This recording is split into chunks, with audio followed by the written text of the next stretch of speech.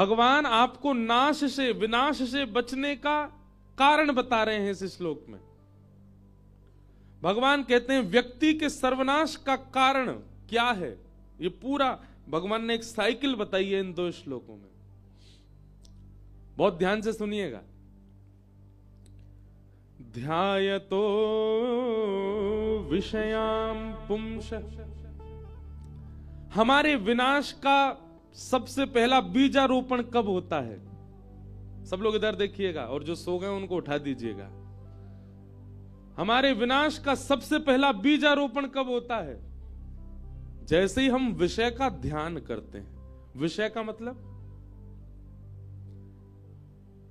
मान लीजिए आप पीते नहीं हैं, आप खाते नहीं हैं, आप कुछ गलत करते नहीं हैं, लेकिन आप सोच रहे हैं कभी पी के देखूंगा होता क्या है।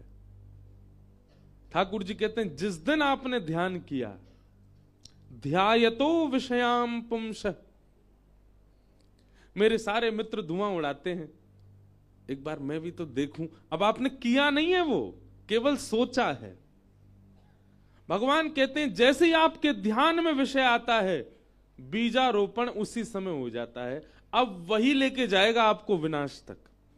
ध्यायतो विषयाम पुंसः संगस्तेषुपजायते, विषय का ध्यान करने से उसमें संग करने की इच्छा प्रकट होती है। उसको भोगने की इच्छा कहां से प्रकट हो जाती है? हमने सुना है मदिरा बहुत कड़वी होती है, लेकिन व्यक्ति कितने चाव से पीता उसको। क्यों? क्योंकि कभी ना कभी उसने ध्यान किया था। ध्यायतो विषयाम पुंसः, विषय का ध्यान करते ही वो ध्यान ही एक दिन उसके संग तक ले जाएगा। ध्यायतो विषयाम पुंसः संगस्तेषुपजायते, संगात संजायते कामः। अब देखो यहां बहुत सारे उत्तर मिलेंगे आपको। भगवत गीता अद्भुत है। जैसे ही आप संग करने के लिए जाएंगे, मतलब पहले तो आपने विषय का ध्यान किया, अब विषय भोगने के लिए जब आप तत्पर हुए और विषय को भोग लिया, तो वही विषय भोग से आपके भीतर एक दुर्गुण प्रकट हो जाएगा, काम। क्या प्रकट होगा? काम। व्यक्ति के अंदर उत्ताल काम यदि है तो निश्चित है कि वो बहुत भोग भोगता है, बहुत विषय भोग रखे हैं उसने, इसलिए उसके अंदर काम प्रचंड रूप धारण करके है। विषय का ध्यान करते हैं तो ध्यान से भोगने की इच्छा होती है, और विषय जब हम भोग लेते हैं तो विषय भोग से हमारे भीतर काम उत्पन्न होता है। और काम जब आता है तो अपने प्रिय मित्र को संग लेकर के आता है। काम के प्रिय मित्र का नाम क्या है? अच्छा, अब एक चीज बहुत ध्यान से सुनना। काम जो है ना, वो दिखता नहीं मानव का। किसी किसी को ही पता चलता है कि इस व्यक्ति के अंदर काम है, लेकिन काम का एक रिप्रेजेंटेटिव होता है जो हमारे सबके मुंह पे दिख जाता है, और उसका नाम क्या है? कामात् क्रोधो विजायते। अगर व्यक्ति के अंदर अति से ज्यादा क्रोध है तो इस बात का प्रमाण है कि उसके भीतर काम है। काम के मित्र का नाम है क्रोध। काम जहां जाता है वहां क्रोध को, काम स्वयं तो छुपा रहता है, आपको ऐसा देखने में लगे ओहो ये तो बड़ा साधु पुरुष है, बड़ा सीधा व्यक्ति है, ये तो बड़ा सरल व्यक्ति है, बड़ा शांत व्यक्ति है, लेकिन काम उसके भीतर विद्यमान है। वो कैसे पता चलेगा? उसके क्रोध से। जब क्रोध आता है तो प्रचंड रूप धारण कर लेता है, तो निश्चित है कि आप अपने क्रोध से यह भी बता रहे हैं कि आपके चित्त में काम भी है। कामात् क्रोधो विजायते। और क्रोधात् भवति सम्मोह, क्रोध से क्या आता है? सम्मोह। एक तो होता है मोह और एक होता है सम्मोह। सम्मोह मतलब प्रकष्ट मोह, भयंकर मोह। आज हम कथा के प्रारंभ में ही नीम खिला रहे हैं आपको। बहुत 4 दिन आते रसगुल्ला ही खा रहे, आज हम नीम खिला रहे। रसगुल्ला अच्छा तो होता है, पर बहुत खाओगे तो शुगर हो जाएगी। और शुगर अगर हो गई ना तो फिर जरा सा घाव भी भरने में बहुत समय लगेगा। इसलिए आज कड़वी नीम खाओ। भगवान श्री कृष्ण ने भी नीम खिलाई अर्जुन को। क्रोधात भवति सम्मोह, क्रोध से क्या होता है? मोह उत्पन्न हो जाता है। सम्मोह अत्यंत प्रकट मोह हो जाता है। और मोह से क्या होता है? क्रोधात भवति सम्मोह, सम्मोहात स्मृति विभ्रम। सम्मोह से क्या होता है? बहुत ध्यान से सुनिएगा। आप यहां कथा सुन रहे हैं, कथा में बहुत सारी बातें ऐसी बताई गई जो आपके जीवन के उपयोगी हैं, पर जीवन में आपके ऐसी घटना घटी, उस घटना में आज कथा में दिया गया उत्तर ही काम आने वाला था, पर आपको उस समय वो याद क्यों नहीं आया? क्योंकि आपके भीतर सम्मोह है। बहुत ध्यानपूर्वक सुनिएगा।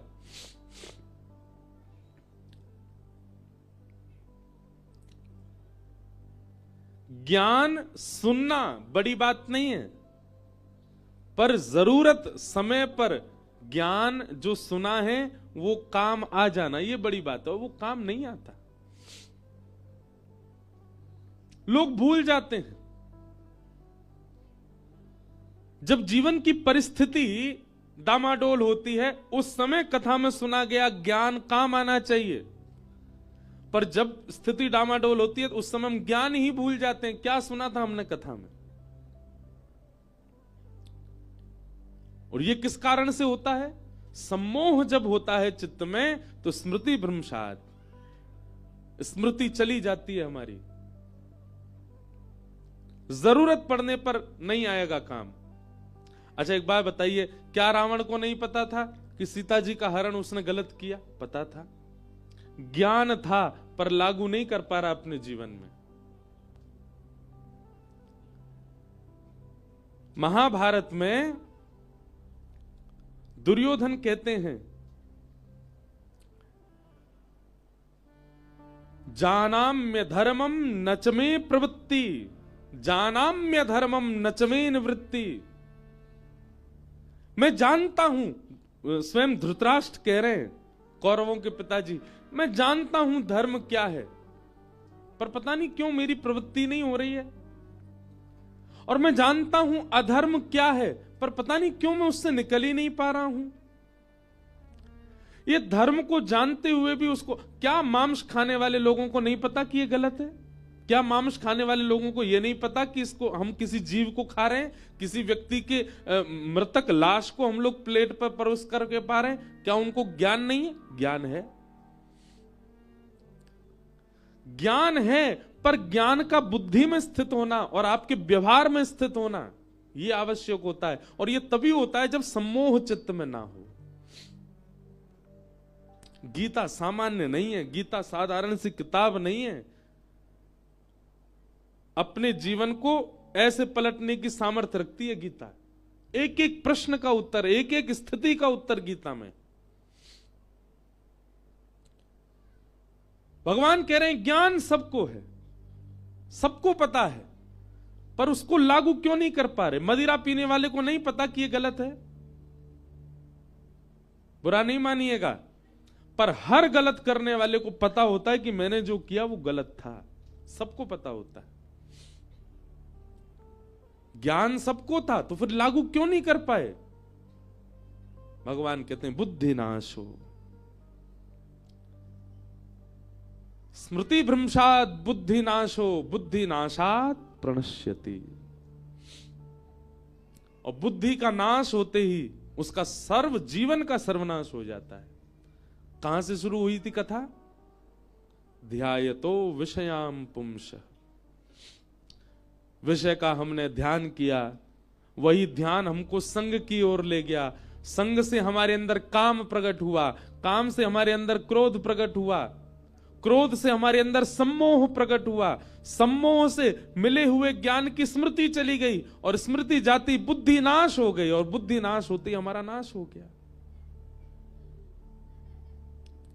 इससे बड़ा और क्या चाहिए आपको? ठाकुर जी ने अपने नाश को बचाने का पूरा कारण बता दिया भगवत गीता में, फिर भी लोग नहीं समझ पा रहे। कथा केवल सुननी नहीं है, वो आपकी स्मृति में। और हम एक बात बताएं आपको, आपका मन किस स्थिति में है इसका पैरामीटर अगर है तो वो है आपके स्वप्न। आप स्वप्न में क्या देखते हो, आपको स्वप्न में क्या दिखता है, एकांत में बैठते हो तो आपकी क्या विचारधाराएं चलती हैं, आप नेत्र बंद करते हैं तो कैसा दृश्य दिखता है, यह आपकी मन की स्थिति बताता है। स्वप्न सामान्य चीज नहीं है। स्वप्न में यदि वो दिखता है जो नहीं दिखना चाहिए तो यह आपके चित्त की स्थिति बता रहा है। आप कितनी भी कथा सुन लीजिए,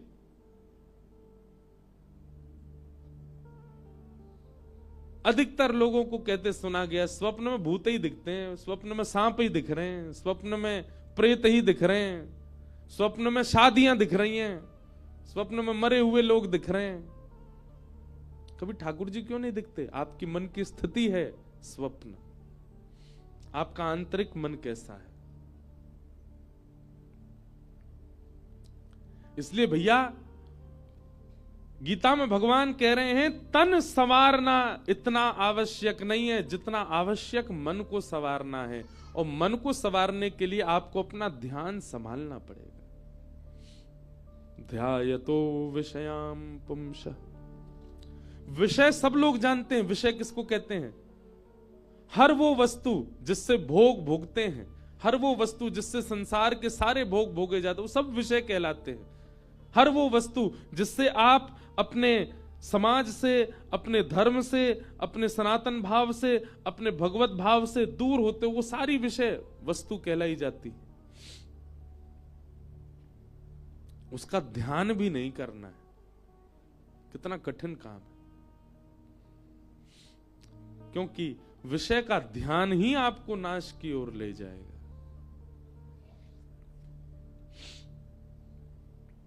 और यदि आपके अंदर क्रोध बढ़ रहा है, क्रोध की मात्रा बहुत ज्यादा हो गई है, किसी के जरा से दो शब्द कहने पर मचल जाते हो, बिखर जाते हो, उछल जाते हो, तो आप यही समझ ली ना, ये जो साइकिल ठाकुर जी बता रहे इसी में बीच में ही हो आप। एक स्वरूप बन जाता है। कथा करते करते मैं अपना अनुभव बता रहा हूं, मैं कोई प्रशंसा के रूप में नहीं, पर कथा करते करते एक अनुभव हो गया है। अब कोई बात विवाद कुछ होता है ना, कभी परिवार में या कोई रिश्तेदार में या कोई मित्रों के बीच में, तो शांत रहने का मन होता है, ना बोलने की इच्छा होती है। पहले ऐसा होता था, कहीं पैसे ज्यादा खर्च हो गए, कहीं नुकसान हो गया तो रात में चिंता हो जाना, परेशान हो जाना, अब क्या करेंगे, अब कैसे करेंगे, ये तो बहुत गड़बड़ हो गया, ऐसा तो सोचा ही नहीं था। अब ऐसी स्थिति हो गई है, कहीं कुछ अगर कोई एक भाग जीवन का कुछ गड़बड़ाता है तो मन में एक स्थिरता आ जाती है, कोई बात नहीं, ठीक है। और मुझे लगता है कि यही कथा कहने का एक लाभ मिल रहा है कि जीवन धीरे धीरे अपने आप सम होता जा रहा है, स्थिति स्थिर होती जा रही है। आपके व्यवहार में, स्वभाव में, बुद्धि में, विचार में कथा का परिणाम दिखना चाहिए। केवल कथा सुनने आ जाते हैं उससे काम नहीं चलेगा। आपका व्यवहार, विचार, स्थिति को कैसे संभालते हैं आप, उसमें पता चलता है कि कथा लग रही है कि नहीं जीवन को। ऐसी गीता जी का आज जयंती महोत्सव है। मुझसे कई बार इंटरव्यूज में पूछा गया कि आप आज के युवाओं को क्या कहना चाहते हैं। मैंने हर जगह एक ही बात कही, गीता में सबसे सुंदर श्लोक है भगवान का, असोच्यान्नन्व सोचस्त्वम। भगवान कहते हैं अर्जुन, तुम जिस चीज का चिंतन करके बहुत चिंता कर रहे हो, जिस चीज का चिंतन करके, चिंता करके तुम स्थिर हो गए हो, वो चिंता करने का विषय ही नहीं है, उसको चिंतित मत करो। आज के बाद कभी भी चिंता हो, बेटा की हो गई, बेटी की हो गई, पत्नी की चिंता हो गई, परिवार की चिंता हो गई, कई लोगों को तो यही चिंता हो जाती है कि आज हमारे मन की पसंद की दाल नहीं बनी, यही चिंता का कारण है। जब भी चिंता हो तुरंत नेत्र बंद करके विचार करना। असोचानन व सोचस्तुम, मैं जिस चीज की चिंता कर रहा हूं वो चिंता का विषय ही नहीं है, और स्वयं को संभालो, निकालो उस चीज से आगे।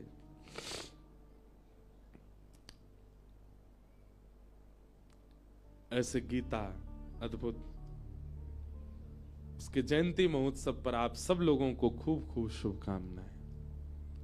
पर ऐसी कोरी शुभकामना नहीं देना चाह रहा था मैं चाहता हूं कि आप सब लोग ऋषिकेश आए हैं। आज हमारे कहे से सामान्य गीता नहीं, गीता प्रबोधिनी स्वामी श्री रामसुखदास जी के द्वारा जिसमें अर्थ वर्णित किए गए हैं, पढ़िए। और गीता एक बार में समझ में कभी नहीं आ सकती। आप अर्जुन थोड़े ही हो। अर्जुन का अर्थ क्या है? अर्जनात अर्जुन, जो अर्जन करना चाहता है, इकट्ठा करना चाहता है, उसको अर्जुन कहते हैं। इकट्ठा करने का मतलब धन नहीं, संपत्ति नहीं, जो ज्ञान इकट्ठा करना चाहता है। एक प्रकार से अगर दूसरी भाषा में कहूं, जिसके अंदर जिज्ञासा की पराकाष्ठा अतीत में है, उसको अर्जुन कहते हैं। गीता जब भी पढ़िए जिज्ञासु बन के पढ़िए। गीता का दूसरा नियम सुनिए, गीता जब भी पढ़िए, अब आप पाठ के क्रम से पढ़ रहे हो तो पहले पृष्ठ से पढ़ो, पर हम अपना एक तरीका, एक बार तो पूरी पढ़ लो, पर उसके बाद एक अध्ययन जब आद्योपांत हो जाए उसके बाद कैसे पढ़ना चाहिए। कभी भी बैठो, गीता जी हाथ में लेके कहीं से भी खोलो, और कहीं से भी खोल करके अपनी उस समय की स्थिति को देखो। पिताजी हॉस्पिटलाइज्ड हैं, माताजी परेशान हैं, पत्नी सुन नहीं रही, बच्चे घर की मानते नहीं, व्यापार में वृद्धि नहीं हो रही, जो भी आपकी परेशानी, महाभारत चल रही है आपके परिवार में, उसका चिंतन करो। और चिंतन करके स्वयं को अर्जुन मानो। मैं अपने परिवार की महाभारत का अर्जुन हूं, मुझे ही संभालना पड़ेगा। और ये कौन है? ये कोई किताब नहीं है, ये कोई प्रश्न नहीं है, ये कोई पन्ने नहीं है, साक्षात योगेश्वर मेरे रथ के चालक हैं, मेरे रथ के सारथी हैं श्री कृष्ण। मैं इनसे अब पूछ रहा हूं कि मेरे जीवन की इस महाभारत का अब मैं क्या करूं। कहीं से भी गीता जी खोलिए और वहां पढ़ना प्रारंभ कीजिए। 5 श्लोकों के अर्थ पढ़ेंगे और 5 बार पढ़िए। एक बार में समझ में नहीं आएंगे। हम लोगों की हिंदी भी तो खराब है, अब इतनी शुद्ध हिंदी है कि समझ में ही नहीं आएगा। 5 बार पढ़ो, और 5 बार पढ़ने के बाद फिर बंद करके विचार करो, क्या कह रहे हैं ठाकुर जी। ये सोचना ही नहीं कि हमने किताब पढ़ी है, ये सोचना श्री कृष्ण बोल रहे थे, मैं सुन रहा था, और फिर उसी का चिंतन करो। आपको अपना उत्तर मिल जाएगा, 5 श्लोकों में ही उत्तर मिल जाएगा। करना क्या पड़ेगा? अपने जीवन की महाभारत का चिंतन करो, स्वयं को अर्जुन मानो, और श्रीमद् भगवत गीता को कृष्ण समझ करके, और सबसे बड़ी बात, एक विश्वास चित्त में लेना पड़ेगा। क्या? करिष्ये वचनम तव। हे गीता जी, हे श्री कृष्ण, आप जो कहेंगे मैं करूंगा। अब भले ही वहां श्लोक आ जाए, हे पार्थ, उस समय पार्थ का अर्थ अपना नाम ही लेना, हे इंद्रेश, ठाकुर जी कह रहे हैं तुम ऐसा करो। अपनी स्थिति देख करके फिर ठाकुर जी ने कहा ऐसा करो, उसको करना ही है। क्योंकि कई बार क्या होता है, हमने मन में कुछ और सोच रखा है, हमें तो ऐसा करना है, एक बार ठाकुर जी से पूछ लेते हैं वो क्या कह रहे हैं, और ठाकुर जी ने उत्तर विपरीत दे दिया, परेशान हो जाते हैं। हम तो ये चाह रहे थे, ठाकुर जी ऐसा कह रहे हैं। नहीं, करिष्ये वचनम तव। ये 3 शब्दों ने ही पूरी महाभारत के युद्ध को जिता दिया अर्जुन को। क्या? करिष्ये वचनम तव, आप जो कहेंगे मैं करूंगा, मैं किंतु परंतु विचार नहीं करूंगा। भगवान कहते हैं जो कहूंगा सो करेगा। बोले हां, देख ले। बोले देख लिया। सोच ले, सोच लिया। एक बार और विचार कर ले। बोले कर लिया। ठाकुर जी कहते हैं युद्ध च, युद्ध कर। कहां मोह के कारण अर्जुन के हाथ पांव कांपने लगे थे। रणभूमि के बीच में खड़ा होकर के अर्जुन अपने रथ बाणों को त्याग देता, मैं युद्ध नहीं कर पाऊंगा। भगवान कहते हैं कायरों की तरह बात करता है। अभी तुम मुझसे कह रहा था जो कहूंगा सो करेगा, अब क्या हुआ तुझे? अर्जुन कहता मैं इनको कैसे मारूं, ये मेरे अपने हैं, इनमें से कोई मेरा भाई है, कोई मेरे ताऊ हैं, कोई मेरे परिवार के हैं, कोई मेरे रिश्तेदार हैं, कोई मेरे गुरु हैं, मैं इनको कैसे मारूं?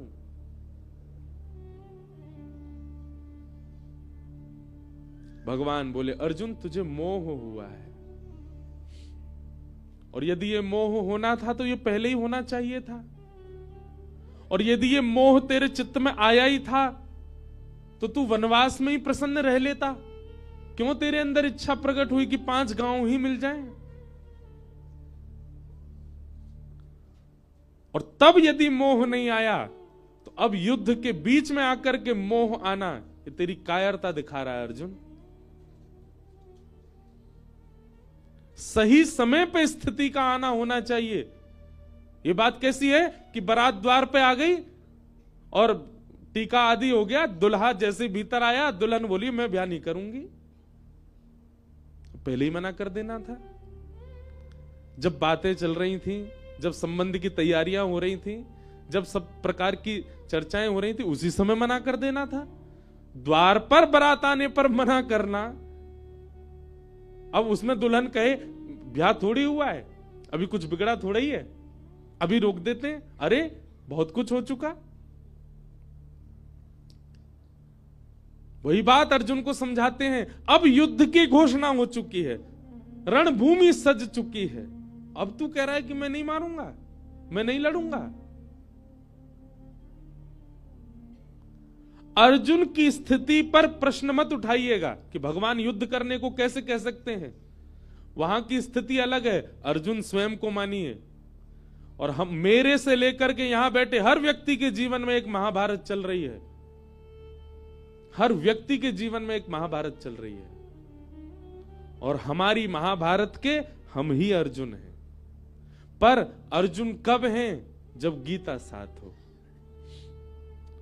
अन्यथा आप सबके जीवन में महाभारत है, पर आप अपने महाभारत के दुर्योधन भी हो सकते हो, आप अपनी महाभारत के शकुनी भी हो सकते हो, आप अपने महाभारत के धृतराष्ट्र भी हो सकते हो, आप अपनी महाभारत के भीष्म पितामह भी हो सकते हो, आप अपनी महाभारत के युधिष्ठिर, भीम, नकुल, सहदेव भी हो सकते हो, आप अपनी महाभारत के कर्ण भी हो सकते हो, पर अर्जुन तभी बनोगे जब कृष्ण साथ हो।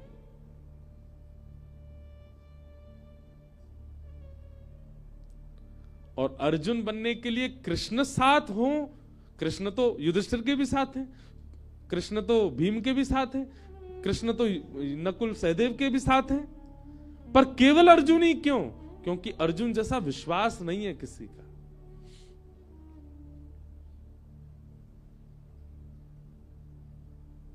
आज गीता जयंती पर गीता भवन में ऋषिकेश की इस पावन भूमि पर गंगा जी के तट पर खड़े होकर के, व्यास मंच पर बैठ के, पवित्र व्यास गद्दी पर बैठ के हम आप सबसे निवेदन कर रहे हैं, अपने जीवन का अंग बनाइए श्री गीता जी को। ठाकुर जी को बहुत पीड़ा होती है हम मानवों को देख करके। ठाकुर जी कहते हैं सब कुछ दे दिया फिर भी अपना कल्याण नहीं कर पा रहे ये लोग। इसलिए हमारी प्रार्थना है आज गीता जयंती पर ही श्री गीता जी को अपने जीवन का अंग बनाइए और स्वयं अर्जुन बनिएगा। अर्जुन, दो स्थिति है अर्जुन की। पहला जिज्ञासु, बहुत अर्जन करना चाहता है ज्ञान को, और दूसरा विश्वास, जो ठाकुर जी कहेंगे वो करेगा। आप अनुभव करेंगे अपने जीवन में। अगली गीता जयंती पर मुझे याद करेंगे आप कि महाराज जी ने सही कहा था। श्री गीता जी ऐसी ऐसी स्थितियों से निकाल के ले जाएंगी आपको।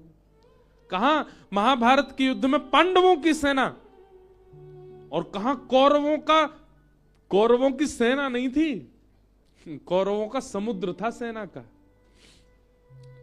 और ठाकुर जी ने ऐसे पार करवा दिया जैसे कोई गाय के खुर के गड्ढे को उछल के लांग जाता है। ऐसे ही भैया हमारा जीवन किसी सागर से कम नहीं है। कल्याण करना है तो श्री कृष्ण के आश्रित हो जाओ। बोलो बाल कृष्ण लाल की, भक्त वत्सल भगवान की। श्री गीता जयंती महोत्सव की आप सबको शुभकामनाएं, बहुत बहुत बधाई।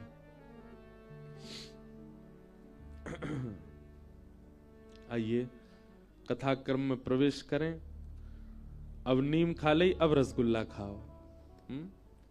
कर लियो गिरिराज नाम गिर धारी पायो है, नख पे हार लियो गिरिराज नाम गिर धारी पायो है। गिरधारी पायो है, नाम बनवारी पायो है।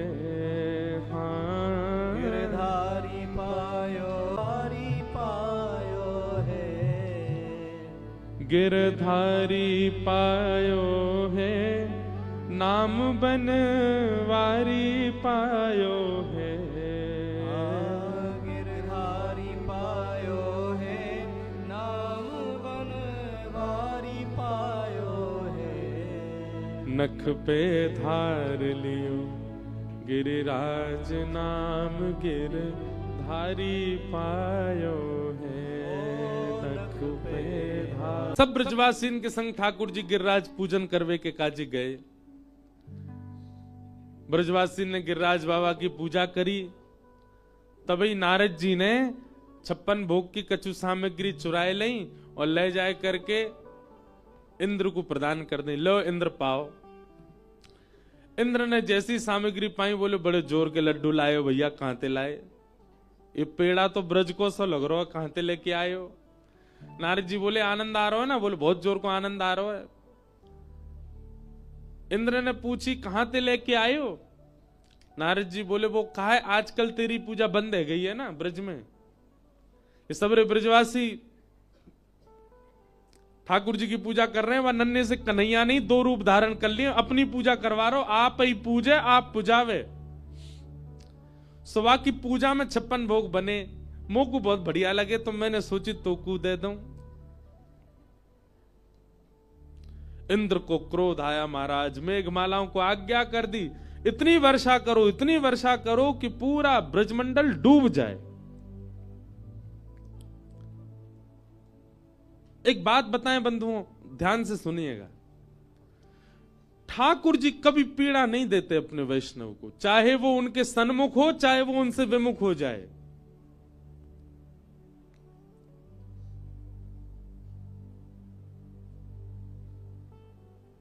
इस बात को ऐसे समझो,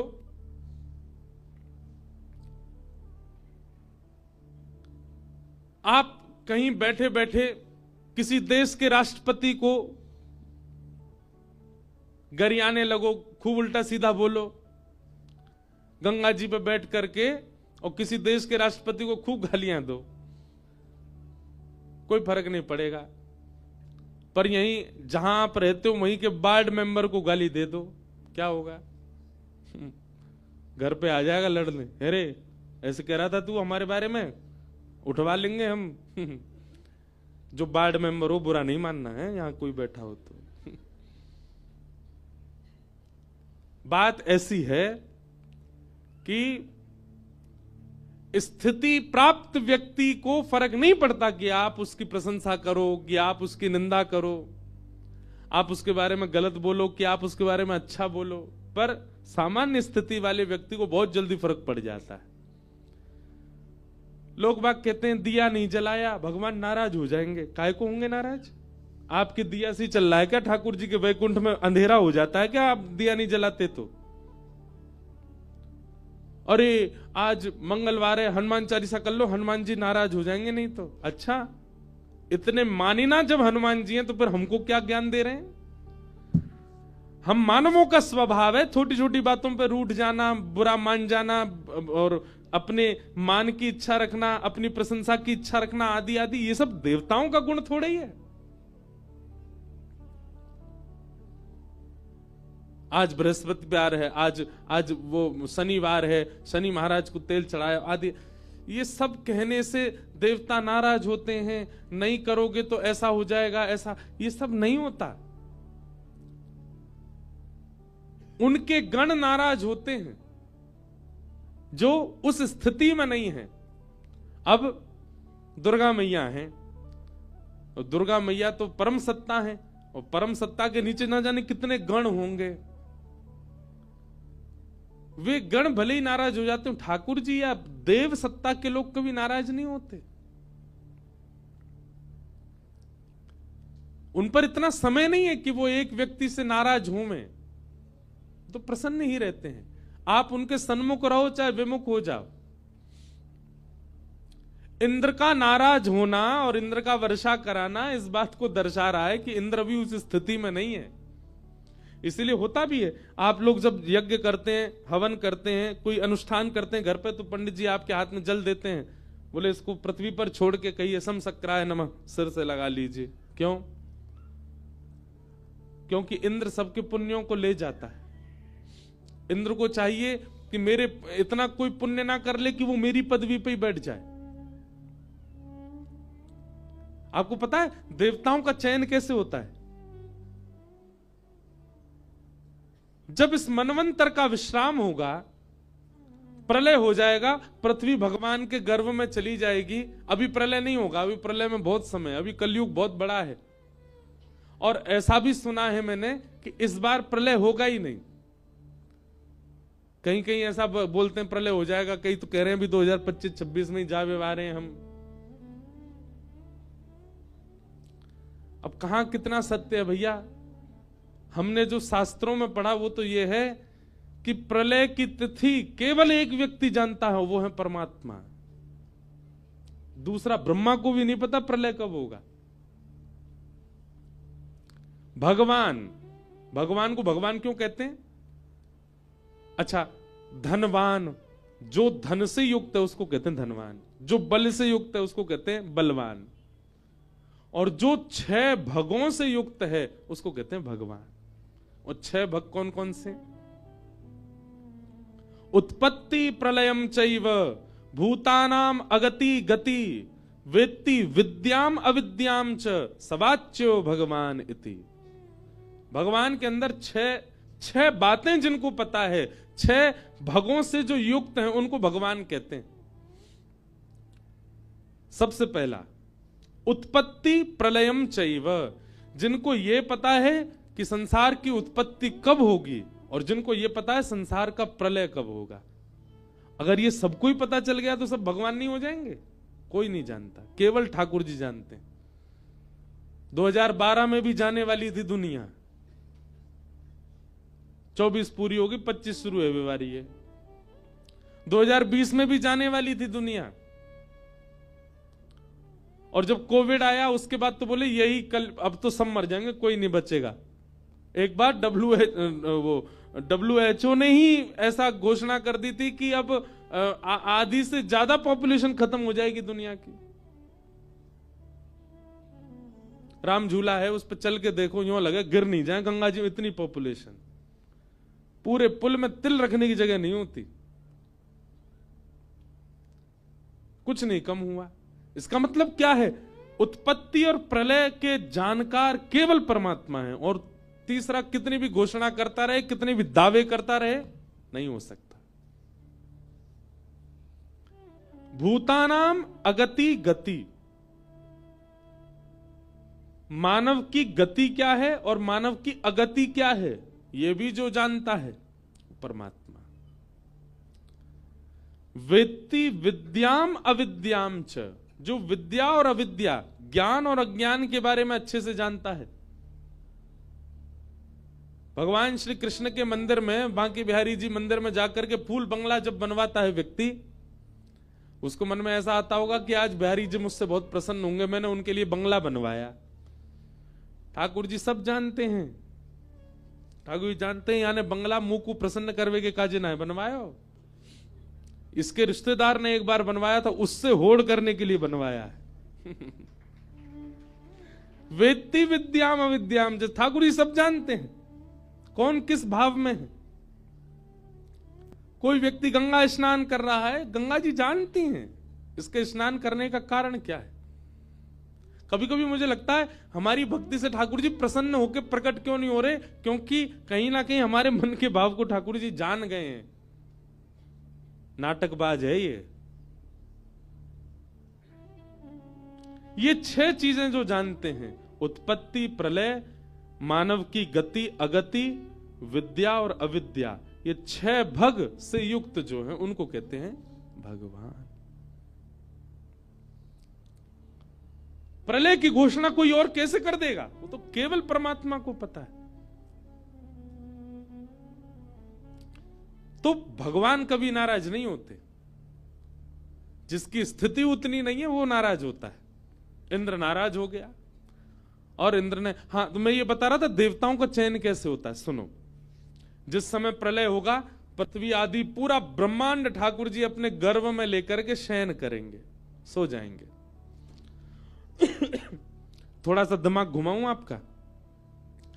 सतयुग त्रेता द्वापर कलयुग, सतयुग त्रेता द्वापर कलयुग, सतयुग त्रेता द्वापर कलयुग, सतयुग त्रेता द्वापर कलयुग जब 71 बार बीतता है, 71 टाइम्स, तब ब्रह्मा जी का एक दिन होता है। ऐसे ब्रह्मा जी जब 100 साल के होते हैं तब भगवान का एक दिन होता है।